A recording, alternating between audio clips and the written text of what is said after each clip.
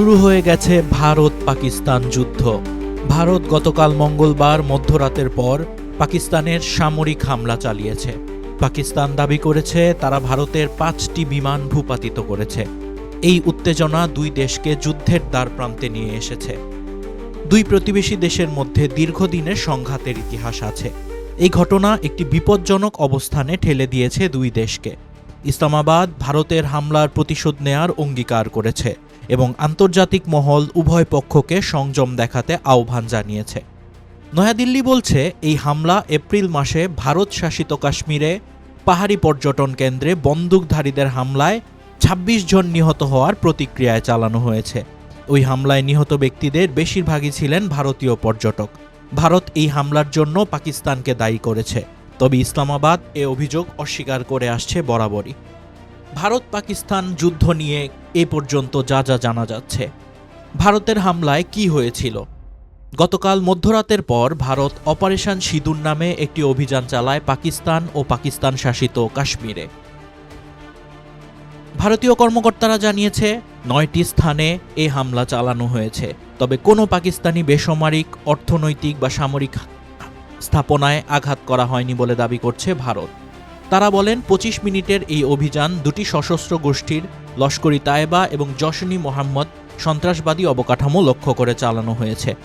সিঁদুর নামটি সম্ভবত সেই লাল গুড়ার প্রতি ইঙ্গিত করে যা অনেক হিন্দু বিবাহিত নারী কপালে পরেন। এপ্রিল মাসের পর্যটক হত্যাকাণ্ডে পুরুষদের নিশানা করা হয়েছিল যাতে অনেক ভারতীয় নারী বিধবা হন। তবে পাকিস্তান এক ভিন্ন চিত্র তুলে ধরেছে। তারা বলছে বেসামরিক নাগরিক নিহত হয়েছেন এবং মসজিদে হামলা করা হয়েছে। CNN এখনও এসব দাবি যাচাই করতে পারেনি।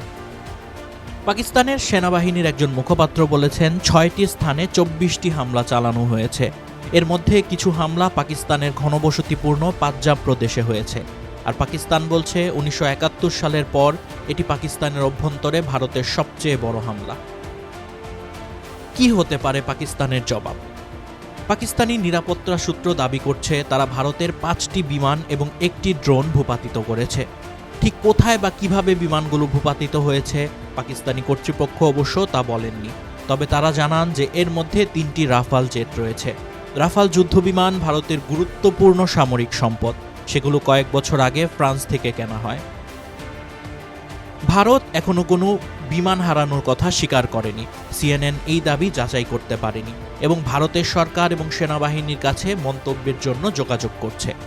একজন প্রত্যক্ষদর্শী ও ভারত শাসিত কাশ্মীরের একজন স্থানীয় সরকারি কর্মকর্তা জানিয়েছেন একটি অজ্ঞাত বিমান উইয়াং গ্রামে ভূপাতিত হয়েছে। বার্তা সংস্থা AFP প্রকাশিত ছবিতে দেখা যায় একটি লাল ইটের বাড়ির পাশে একটি মাঠে বিমান ধ্বংসাবশেষ পড়ে আছে। ছবি থেকে বিমানটি কার তা নিশ্চিত হওয়া যায়নি। পাকিস্তানের প্রধানমন্ত্রী শাহবাজ শরীফ আজ বুধবার বলেছেন দেশটির প্রতিশোধ নেয়ার পূর্ণ অধিকার রয়েছে এবং ভারতের পদক্ষেপকে যুদ্ধের শামিল হিসেবে আখ্যায়িত করেছেন তিনি। হতাহতের সংখ্যা সম্পর্কে কি জানা যাচ্ছে? ভারতের হামলায় অন্তত ২৬ জন বেসামরিক নাগরিক নিহত হয়েছেন এবং ৪৬ জন আহত হয়েছেন, এই বলে পাকিস্তানের সেনাবাহিনীর মুখপাত্র রয়টার্সকে জানিয়েছে। পাকিস্তান সেনাবাহিনীর মুখপাত্র লেফটেন্যান্ট জেনারেল আহমেদ শরীফ চৌধুরী জানান নিহত ব্যক্তিদের মধ্যে কিশোর এবং শিশুও রয়েছে এবং এর মধ্যে সবচেয়ে কম বয়সীটি ছিল ৩ বছরের এক শিশু। রয়টার্স ভারত শাসিত কাশ্মীরের পুলিশের বরাত দিয়ে জানিয়েছে পাকিস্তানের গোলাবর্ষণে ৭ জন বেসামরিক নাগরিক নিহত হয়েছেন। স্থলপথে সংঘাত কতটা হলো? ভারত ও পাকিস্তান দুই পক্ষই কাশ্মীরকে বিভক্তকারী নিয়ন্ত্রণ রেখায় গোলাবর্ষণ ও গুলি বিনিময় করেছে। ভারত শাসিত কাশ্মীরের কর্তৃপক্ষ জনগণকে ঝুঁকিপূর্ণ এলাকা থেকে সরিয়ে নিতে বলেছে। তারা জানিয়েছে খাদ্য, ওষুধ ও আশ্রয়ের ব্যবস্থা করা হবে। এই হামলার কারণে বিমান চলাচল বিঘ্নিত হয়েছে। পাকিস্তান তার আকাশসীমার কিছু অংশ বন্ধ করে দিয়েছে। একাধিক আন্তর্জাতিক এয়ারলাইন্স পাকিস্তানের উপর দিয়ে না উড়ে বিকল্প পথ ব্যবহার করছে। আর ভারতের কয়েকটি এয়ারলাইন্স তাদের উত্তরাঞ্চলে বিমান চলাচল বন্ধ করে দিয়েছে।